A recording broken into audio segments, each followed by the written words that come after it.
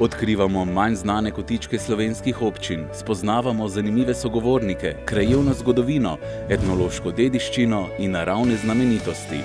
Dobrodošli v oddaji Zlati ključi. Vsak teden v 3 oddajah iščemo namige in zlate ključe, na katerih so uganke za gledalce. 3 oddaje, 3 uganke, 3 besede, ki tvorijo nagradno geslo. Tega pošljete na našo Facebook stran in tako sodelujete v nagradni igri. Če ste pustolovci po duši in iščete idejo za izlet ali oddih, se nam pridružite pri odkrivanju Slovenije.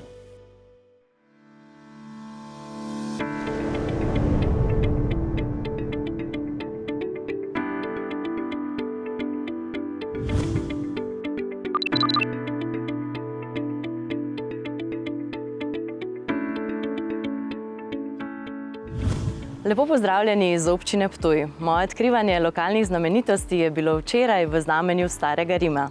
V Mitreju sem se poklonila bogu Mitri, z Orfejem iskala njegovo izgubljeno ženo, se sprehodila po rimskem kampu in si odpočila v termah, kjer sem bila deležna posebne nege z rimsko obarvano tematiko.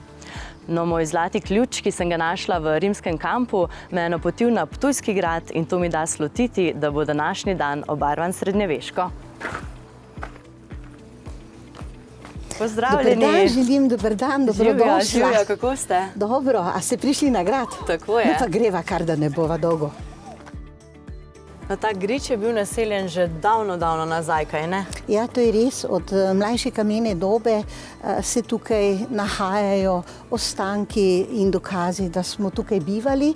Dovolj visoko je ta grič, da je lahko bil zavetje in zavarovan pred vsem tem. Spodaj Drava, zgoraj pa ta grič, kjer seveda so kasneje nastale tudi te velike grajske zadeve, ki jih še danes lahko vidimo.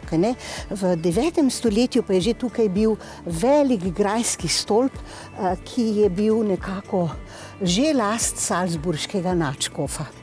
Tukaj se je verjetno menjalo kar nekaj družin, ki so tule živele, kaj ne? Ja, pisana zgodovina od 9. stoletja naprej, ko je to last salzburške nadškofije, ki seveda pripelje sem svoje ministeriale, to so vitezi, ki pazijo na posest svojega gospoda in po mestu dobijo naslov gospodje Ptujski. To je bil plemiški, pravzaprav viteški rod, ki je tukaj 10 generacij bil, od 12. stoletja do zadnjega 1438. leta Friderika IX. Bova videli kasneje njegov nagrobnik.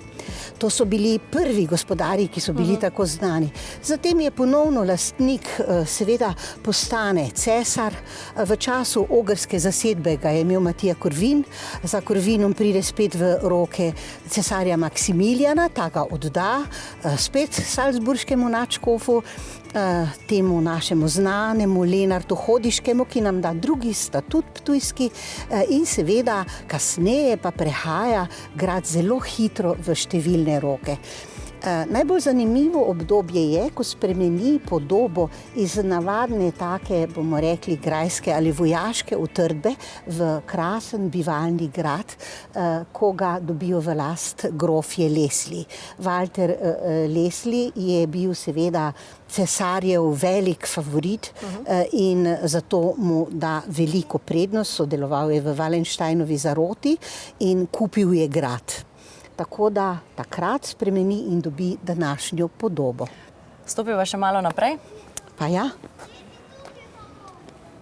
No, tukaj je nekoč obstajala tudi kovnica denarja.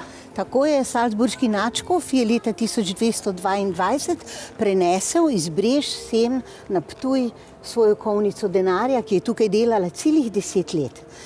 In seveda to je dalo tudi pomen, takrat Ptuj dobi svoj mestni pečat in seveda to je bilo nekaj zelo pomembnega imeti lasten denar. Kdaj se je pa začel grad uveljavljati kot muzej? Torej, kot muzej postane grad po letu 1945, čeprav so zadnji lastniki Herbersteini že v 19. stoletju, pravzaprav že knez Dietrich Stein je sprejel eno odločitev, da tukaj naredi manjši muzejček in vanj prenese vse tiste dragocenosti, rimske kamne in to, kar je ležalo okrog, in nekaj tega je videti še danes na hodniku. Grad je bil nekoč zelo dobro opremljen, ampak so ga med vojnama izropali, ampak verjetno je še vedno tle zelo veliko stvari, ki se jih da videti, kaj ne? Seveda, danes so tukaj postavljene muzejske zbirke, tako da si lahko ogledamo od glasbil do recimo pohištva in pa številnih drugih predmetov, ki jih je imela taka fevdalna kultura, in seveda si je Ptujski grad prav vredno ogledati.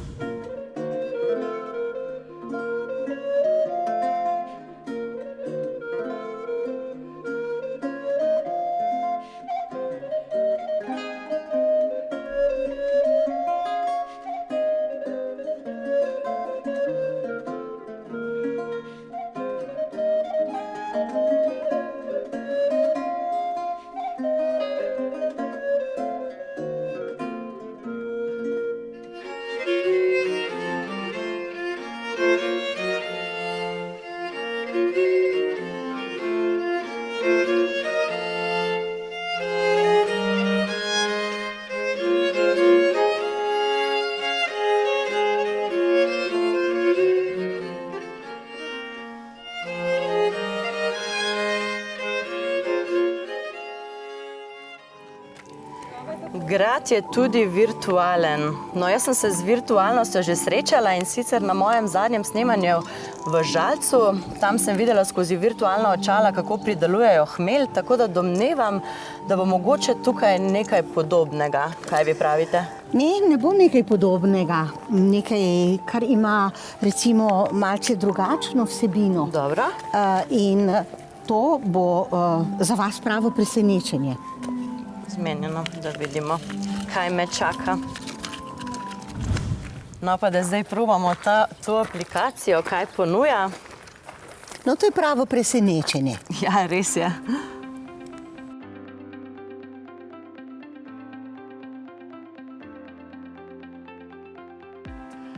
Dovolj je bilo te internetne zabave. Greva raje midve naprej. Jaz imam za vas en poseben namig.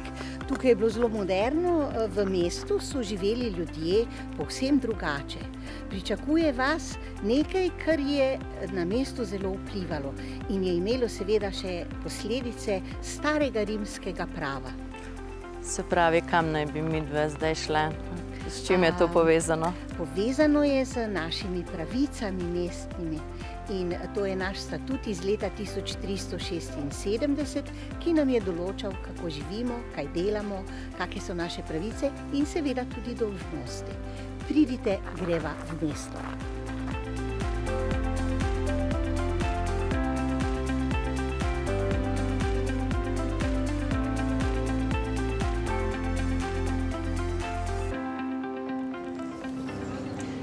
Mi lahko poveste, prosim, še malo o znamenitostih v mestnem jedru?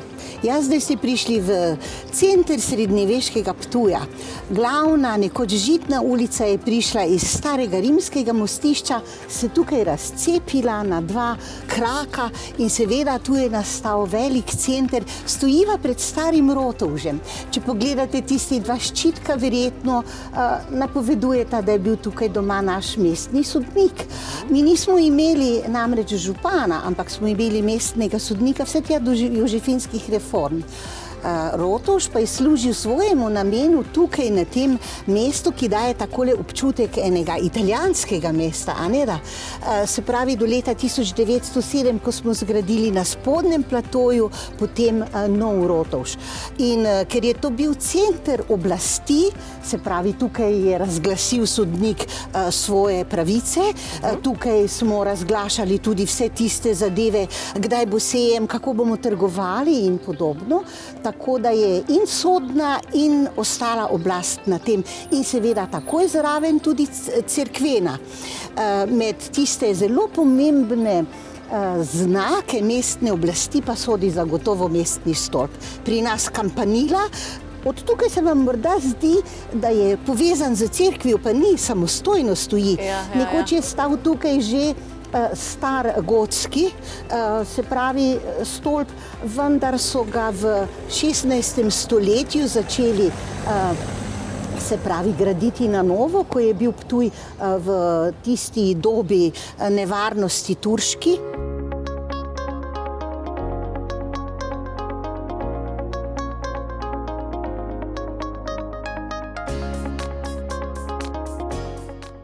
No, Ptuj je v srednjem veku seveda v lasti salzburške nadškofije in nadškof je skrbel za svoje mesto, ne samo za dohodke, ampak tudi na splošno, da je mesto pravno odlično funkcioniralo.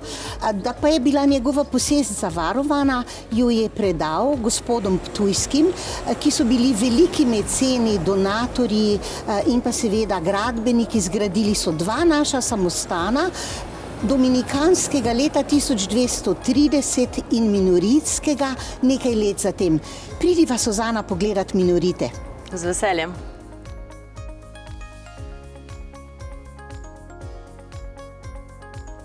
Tako, Suzana, zdaj smo pa prišli na trg, kjer je kip svetemu Florijanu.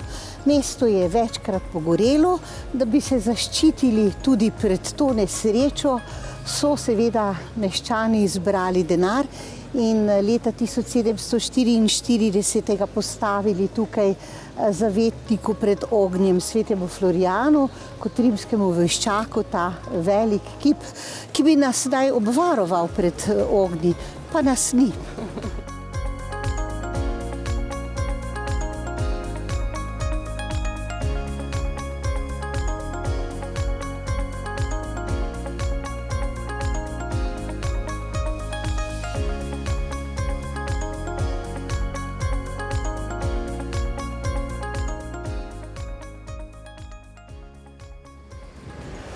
No, jaz se vam zahvaljujem, da ste me pripeljali do minoritskega samostana. Res mi je bilo veselje sodelovati in kramljati z vami. Hvala lepa, Suzana, imejte se še lepo na Ptuju, obiščite se samostan, pa se še kdaj vidiva. Hvala lepa, gospa. Lepo se imejte.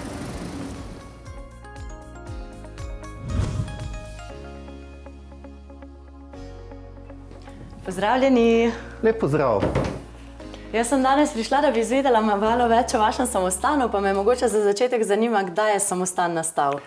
Tale samostan pa je nastal leta 1439. Dolgo nazaj. Tako. Ja, je že nekaj časa. Dolgo nazaj. Povejte mi, zakaj se je včasih oprijel tega samostana tudi izraz slovenska cerkev? Pač moramo vedeti, da smo tu na takšnem področju. Mestno jedro Ptuja je bilo dolgo časa tudi nemško govoreče. In zgornja župnijska cerkev svetega Jurija se je imenovala nemška cerkev. Okolica je bila vedno slovenska. In narod, ljudje so pretežno hodili sem k maši. Patri so bili vedno zelo odprti za njih. Vedno je bilo tu eno tako zelo harmonično sožitje. In zato so enostavno poimenovali slovenska cerkev. Slišala sem tudi, da je nekoč v bombnem napadu cerkev bila porušena, da so na to tukaj zgradili novo pošto in potem je so spet postavili samostan. Kako je prišlo do tega? No, samostan je ves čas stal. Aha, ja. Je razen nekaj let tam tudi neprekinjeno naseljen z Patri. Dobro. Ampak leta 1945 je potem ta nesrečna bomba porušila baročno cerkev. V bistvu biser arhitekture Ptuja. In potem je pač politične razmere eno k drugemu in so šli nekaj let za tistim postavili pošto. Sam se te pošte dobro spominjam. Sem hodil v njo telefonirati še v času, ko ni bilo mobitelov. Ja. In je pa kazila videz, to se je poznalo. In potem, pač, ko so se tudi politične razmere malo spremenile in ko je ta zavest o tej dediščini, ki jo ima tudi ta samostan in s tem tudi mesto, nekako rasla in zorela, je potem prišla ta priložnost izvana ali neizvana, da so zdaj različne silnice, ki so to skušale pač nekako usmeriti, da je potem prišlo do enega soglasja, tako med mestom, kot med nami iz Patri, seveda, in tako naprej, ker to je gotovo tudi finančen zalogaj z ene in druge strani, da se je pošta potem preselila na ono stran, stara pošta porušila in tu spet zgradila cerkev. Super. No, zdaj pa smo tudi v knjižnici, kjer hranite, če se ne motim, okoli 5000 knjig. Kaj vse se tukaj najde? No, to je del knjižnice.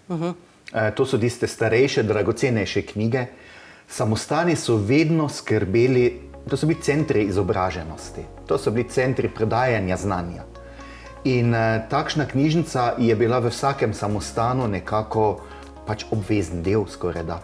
Knjige so bile bajno drage in to si pač neka skupnost si je lahko to privoščila, privatni ljudje dosti manj. In v takšni knjižnici se je našlo vse mogoče. Ne, recimo tu imamo izvod Korana, ker so patri to študirali. Po drugi strani imamo iz časa reformacije najstarejšo ohranjeno slovensko tiskano knjigo Primoža Trubarja, ta Matevžev evangelij. Imamo enega od dveh ohranjenih izvodov, eden je v Nuku, eden je tukaj.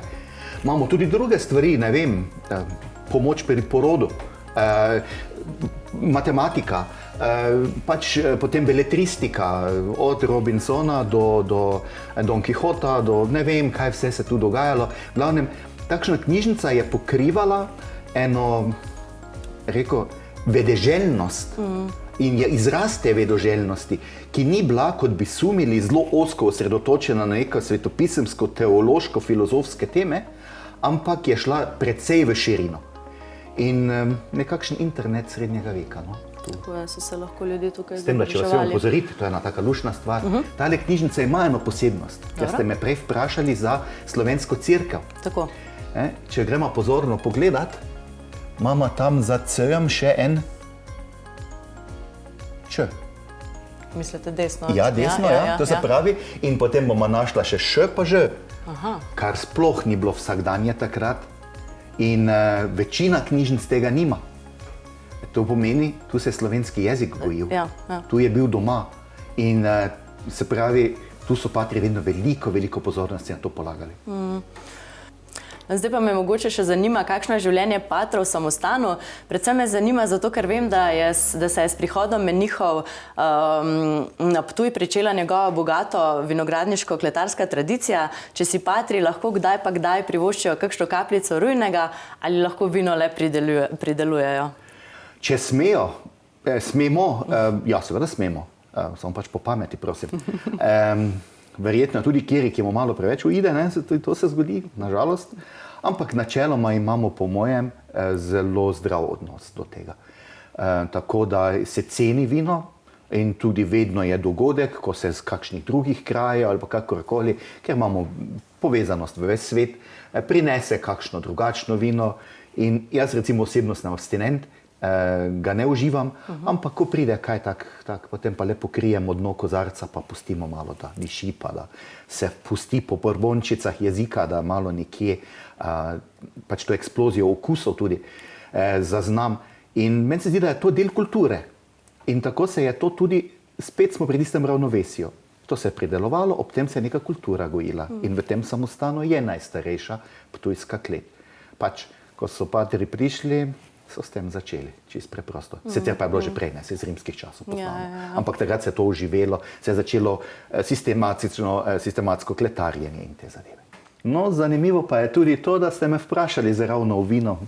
Se mi zdi, da vas jutri čaka nekaj podobnega, tako da se dajte presenetiti in veliko lepega odkrivanja želim. Me prav zanima potem, kaj me jutri čaka. Zdaj bom pa poiskala še moj zlati ključ, verjetno mora biti nekje tukaj, pa da vidim.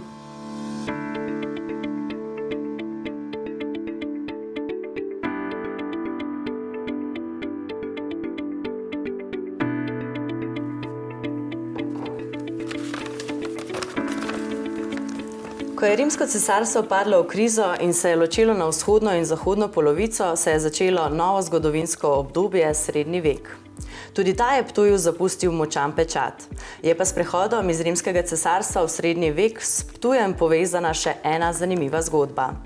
Krizo Rimljanov so za svoje osvajanja izkoristila tudi plemena Germanov in Hunov in Atila leta 452 na svojem osvajalskem pohodu v Italijo mesto Ptuj poruši in požge. Atila leta 453 umre in nekateri zgodovinarji menijo, da naj bi umrl ravno na področju takratne province Panonije. Tole je že drugo moje vprašanje za tvoje gledalce. Odgovor nanj je tokrat sestavljen iz dveh besed. Beseda urbane celote, po kateri sprašujem, izvira iz latinskega civitas civitatis. Zanima me, kako v taki urbani celoti rečemo mi in kateri pridevnik bi dodali, če je starejša od 100, 200 ali več let. Pa tudi zate imam namig, Pulus, Haložan in Pinki Čik. Bodi lepo, se vidiva jutri. No, jaz za Pulus in Haložan vem, da sta beli vini, ne vem pa, kam me ta namig pošilja. Le kje bi se na Ptuju lahko dobilo vino? Mogoče v kakšnih kleteh in vinotekah. Kaj pa okolica? Vinogradi. Tako. Mnogi kmetje bojo zelo ponosni, če se jih omeni, da pridelujejo žlahtno kapljico. Seveda v glavno je pa to na Ptuju, kot ste omenili. Dobro, potem bom jaz svojo srečo poizkusila kar najprej v Ptujski kleti. Vela, Hvala vam za vse in želim vam lep dan še naprej. veselo iskanje. Hvala lepa. Prosim. Danes sem prav tako kot včeraj izvedela cel kup zanimivosti o Ptuju in njegovi zgodovini. Mogočnost Ptujskega gradu me je prevzela in prav tako stavbe v mestnem jedru, ki še danes dajo slutiti, kako pomembne so nekdaj bile. No, jutri pa me čaka še en biser, saj veste, kjer se dobro je in pije, tam komaj čakam, da pobližje spoznam Ptujsko klet in vse tisto, kar skriva v sebi. Bodite z mano torej tudi jutri.